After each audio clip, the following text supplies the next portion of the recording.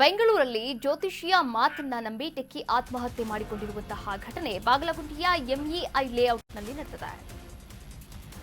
ಬೆಂಗಳೂರಲ್ಲಿ ಜ್ಯೋತಿಷಿ ಮಾತನ್ನ ನಂಬಿ ಟೆಕ್ಕಿ ಆತ್ಮಹತ್ಯೆ ಮಾಡಿಕೊಂಡಿದ್ದಾರೆ. ಬಾಗಲಗುಂಟೆಯ ಎಂಇಐ ಲೇಔಟ್ನಲ್ಲಿ ನಡೆದಂತಹ ಘಟನೆ ಇದಾಗಿದೆ. ಬಾಷ್ ಕಂಪನಿಯಲ್ಲಿ ವರ್ಕ್ ಮಾಡ್ತಾ ಇದ್ದಂತಹ ವಿದ್ಯಾ ಸೂಸೈಡ್ ಮಾಡಿಕೊಂಡಿದ್ದಾರೆ. ಉಮೇಶ್ ಮತ್ತು ಕವಿತಾ ದಂಪತಿಯ ಎರಡನೆಯ ಮಗಳು ವಿದ್ಯಾ ಕೆಲ ದಿನಗಳ ಹಿಂದೆ ಅಲ್ಪಾಯುಷಿ ಅಂತ ಜ್ಯೋತಿಷಿಯೊಬ್ರು ಹೇಳಿದ್ರಂತೆ. ಈ ಮಧ್ಯೆ ಕೊಡಗಿನ ಯುವಕನನ್ನ ಕೂಡ ಪ್ರೀತಿ ಮಾಡ್ತಾ ಇದ್ರು ವಿದ್ಯಾ ಇಷ್ಟದಂತೆ ಮದುವೆಗೆ ಕುಟುಂಬ ಕೂಡ ಸಮ್ಮತಿಯನ್ನ ನೀಡಿತ್ತು.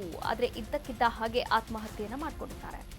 ನೋಡಿ, ಜ್ಯೋತಿಷವನ್ನ ನಂಬಬೇಕು, ಆದ್ರೆ ಅಲ್ಪಾಯುಷಿ ಅಂದ ತಕ್ಷಣ ನನಗೆ ಮುಂದೆ ಏನೋ ಆಗ್ಬಿಡುತ್ತೆ ಎನ್ನುವಂತಹ ಭಯದಲ್ಲಿ ಹೋಗಿ ತನಗೆ ತಾನೇ ಸೂಸೈಡ್ ಅನ್ನ ಮಾಡ್ಕೊಂಡಿರುವಂಥದ್ದು. ಬೆಂಗಳೂರಲ್ಲಿ ಜ್ಯೋತಿಷಿ ಮಾತನ್ನ ನಂಬಿ ಟೆಕ್ಕಿ ಆತ್ಮಹತ್ಯೆ ಮಾಡ್ಕೊಂಡಿರ್ತಕ್ಕಂಥ ಘಟನೆ ಬಾಗಲಗುಂಟೆಯ ಎಂಇಐ ಲೇಔಟ್ನಲ್ಲಿ ಈ ಒಂದು ಘಟನೆ ನಡೆದಿರುವಂಥದ್ದು. ಇನ್ನು ಸೂಸೈಡ್ ಮಾಡ್ಕೊಂಡಿರ್ತಕ್ಕಂಥ ವಿದ್ಯಾ ಬಾಷ್ ಕಂಪನಿಯಲ್ಲಿ ಕೆಲಸವನ್ನ ಕೂಡ ಮಾಡ್ತಾ ಇದ್ರು. ಉಮೇಶ್ ಮತ್ತು ಕವಿತಾ ದಂಪತಿಯ ಎರಡನೇ ಮಗಳಾಗಿರ್ತಾರೆ. ಕೆಲ ದಿನಗಳ ಹಿಂದೆ ಜ್ಯೋತಿಷಿ ಹತ್ರ ಹೋಗಿರ್ತಾರೆ. ಆ ಜ್ಯೋತಿಷಿ ಹೇಳಿರ್ತಾರಂತೆ ಅಲ್ಪಾಯುಷಿ ಅಂತ. ಕೊಡಗಿನ ಯುವಕನನ್ನ ಪ್ರೀತಿಯನ್ನ ಕೂಡ ಮಾಡ್ತಿರ್ತಾರೆ.